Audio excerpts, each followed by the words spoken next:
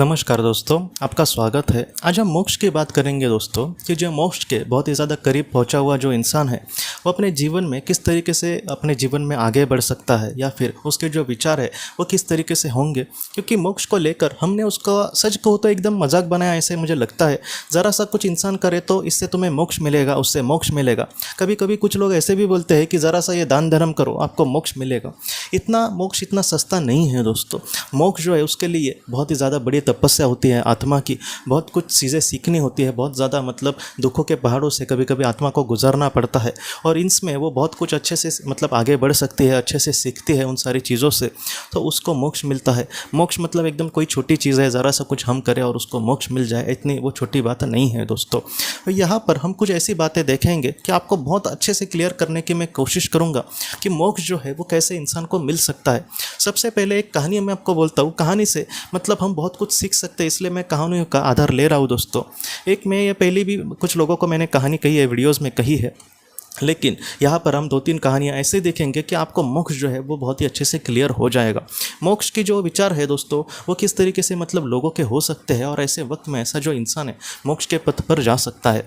एक छोटा बच्चा होता है दोस्तों, वो अपने माँ के साथ पानी लेने के लिए जाता है क्योंकि उनके गाँव में बहुत ज़्यादा मतलब पानी की कमी होती है, इसलिए 4 से 5 किलोमीटर दूर वो चलकर बेचारे दोनों पानी के लेने के लिए जाता है। जो छोटा बच्चा है उसके पास छोटा एकदम जो घड़ा होता है वो होता है, क्योंकि वो ज़्यादा तो उठा नहीं सकता, और उसकी जो माँ है उसके पास 2 बड़े घड़े होते हैं, एक वो सिर पर और एक कहीं ना कहीं ऐसे कमर पर लेती है। और किस तरीके से वो बेचारे चल के आ रहे और आते समय दोस्तों वो जो महिला है उसको कुछ छोटे बच्चे वहाँ पर पैसे दिखते हैं तो उनको वो थोड़ा पानी देती है। कुछ आगे आने के बाद कुछ बूढ़े लोग नज़र आते हैं, उनको पानी देती है। आगे आने के बाद कुछ ऐसे लोग जो वहाँ पर पानी लेने के लिए नहीं जा सकते, ऐसे कुछ अपंग वगैरह जो लोग हैं वो उसको दिखते हैं।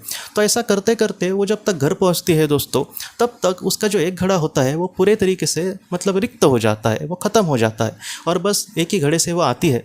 तब उस बेटे को बहुत ही ज़्यादा बुरा लगता है कि इतना मेहनत से हमने पानी को लाया है और आपने ऐसे ज़रूरतमंद को सब कुछ लौटा दिया माँ। तब उस माँ मतलब वो जो माँ है दोस्तों वो उसको ये कहती है कि बेटा मैं तुम्हें मतलब इन सारी चीज़ों से बस एक बात सिखाने की कोशिश कर रही हूँ कि कभी भी अगर ज़रूरतमंदों की तुम मदद करोगे तो सिर का जो बोझ है वो हल्का हो जाएगा। ये जो बात है दोस्तों सच में बहुत ही ज़्यादा महत्वपूर्ण है, क्योंकि अपने जीवन में हम मतलब दूसरे को अपना देना तो बात छोड़ दो, लेकिन कभी कभी कुछ लोग दूसरों से ही आशा करते रहते हैं और ये कहेंगे कि मुझे तो मोक्ष चाहिए। ऐसा नहीं करना चाहिए। जितना हो सके दोस्तों अपना भी जो अपने आप मतलब खुद के बारे में ना सोचकर एकदम लुटा देता है और भगवान के हवाले अपने आप को कर देता है, तो ऐसा जो इंसान है वो मोक्ष के करीब जा सकता है।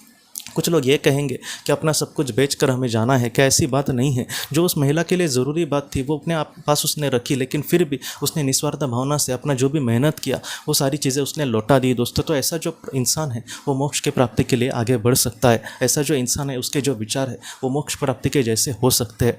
दूसरी एक कहानी आपको बोलता हूँ कि जैसे शिबी राजा की आपको कहानी पता होगी कि जिसने मतलब एक चिड़िया को बचाने के लिए अपना भी मतलब त्याग करने की जो भाषा करता हो, तो ऐसा जो इंसान है दोस्तों वो एक मोक्ष के करीब जा सकता है। मतलब क्या है दोस्तों कि जो मोक्ष है इतनी छोटी बात नहीं है। हमारी जो मानसिक अवस्था है वो दिखा सकती है कि मोक्ष के करीब का जो इंसान है वो कितना अच्छा हो सकता है। जैसे शिबी राजा जो था वो एक बड़ा राजा था, उसके जीवन को बहुत ज़्यादा अर्थ था, अपने जीवन में बहुत ही एक महत्वपूर्ण इंसान था। ऐसे वक्त में भी इतना बड़ा महत्वपूर्ण इंसान भी, और उसको भी पता है कि मेरी जनता मुझसे प्यार करती है, अगर मैं कल चला गया फिर उनको बहुत ही ज़्यादा दुख होगा। लेकिन फिर भी दोस्तों ऐसा जो महान इंसान है वो कहीं ना कहीं अपने आप को एक चिड़िया को बचाने के लिए न्यौछावर कर देता है। और जब उसको इंद्रदेव जो होते हैं वो उस भाषा में बोलते हैं कि जैसे मतलब अगर तुम अपना जीवन त्याग करोगे या फिर तुम मेरा शिकारी बनोगे तो ऐसे समय में मैं इस चिड़िया को छोड़ दूंगा, तो वो खुश हो जाता है कि हाँ मैं ज़रूर इसके लिए तैयार हूँ। तो ऐसी जो बात है दोस्तों हमें ये सिखाती है कि मोक्ष के करीबी जो इंसान है वो ऐसे शिबी राजा जैसे होगा, जो राजा हरिश्चंद्र जैसे होगा, जो सिर्फ सच के लिए अपना पूरा राज्य कुर्बान करे, अपने पत्नी और बेटे को भी छोड़ दे बस सच के लिए। ऐसा जो महान इंसान होता है दोस्तों वो मोक्ष के करीब का इंसान होता है।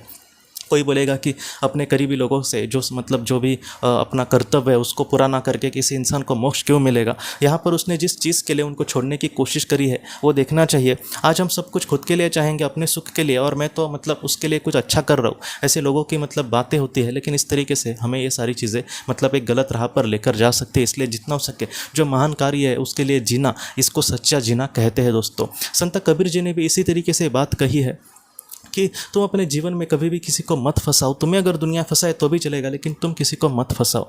बाद में दोस्तों ऐसी भी जो बातें हैं कि संत जो नामदेव जी है वो मतलब महाराष्ट्र के बहुत बड़े संत थे। तो उन्होंने भी एक मतलब उनके जीवन में ऐसी एक बात हुई थी कि उन्होंने अपने घर के बाहर वो शांति से बैठे थे और उनके पास एक रोटी थी और उन्होंने सोचा कि मैं शांति से अभी नाश्ता करता हूँ सुबह का। वो रोटी और घी खाने वाले थे, लेकिन घी उस वक्त उनके पास नहीं था। तो उन्होंने सोचा कि मैं अभी रोटी को यहाँ पर रखता हूँ और अंदर जाकर घी लेकर आकर मैं उसके साथ रोटी के साथ खाता हूँ।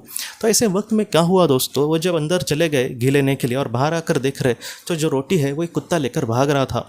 और बाद में संत नामदेव जी जो थे वो भी कुत्ते को चिल्ला कर उसके पीछे भाग रहे थे। अब वो क्यों भाग रहे थे, हमारा जैसे जैसे इंसान क्यों भागेगा, वो उसको कुत्ते को मारने के लिए भागेगा कि उसने मेरी रोटी छीन ली।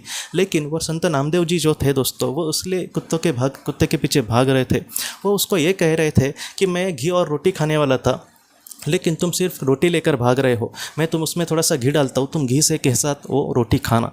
तो जो बड़े लोग होते हैं दोस्तों, उनकी जो विचारशीलता है वो इस तरीके से होती है। मतलब मैं आपको सच बोलूँ तो जिस तरीके से रामकृष्ण परमहंस जी ने बहुत अच्छी बात कही है, और ये जो बात है हमको बहुत ही ज़्यादा कुछ सिखाती है दोस्तों। और वो ये बात है कि जो मोक्ष के करीबी जो इंसान है दोस्तों, वो मिट्टी को, सोने को और पत्थर को एक ही नज़र में देखेगा। आप इस बात को बहुत ही ज़्यादा महत्वपूर्ण तरीके से देखना कि आप रास्ते पे चल रहे हैं, ऐसे वक्त में मिट्टी, सोना और पत्थर, इसको एक ही नज़र में जो देखने वाला इंसान है दोस्तों, वो मोक्ष का अधिकारी होता है। वो ऐसे सोने को उठाने की कोशिश नहीं करेगा, वो इस माया में नहीं फंसेगा, वो इस कहीं ना कहीं लालच में नहीं फंसेगा, वो आसक्ति में नहीं फंसेगा। उसको पता है कि मेरा शरीर भी एक दिन मिट्टी हो जाना है, तो मैं इस आज मिट्टी को क्यों उठाऊँ, क्योंकि सोने का वो भी मिट्टी ही बोलेगा। तो इस तरीके से हमें मतलब सोचना है कि ऐसा जो प्रगति पथ कर गया हुआ जो इंसान है वो मोक्ष का अधिकारी होता है। ज़रा सा किसी के लिए कुछ किया और मुझे तो मोक्ष मिलेगा, ऐसी बातें नहीं होती। मैं आपको सबसे बड़ा ये भी कहता हूँ कि जैसे जिमी की कहानी आई है जीवात्म जगत के नियम में, उसमें भी उसने बहुत ज़्यादा दान धर्म करके वगैरह उसको यही लगा कि मैं तो मोक्ष में जाऊँगा।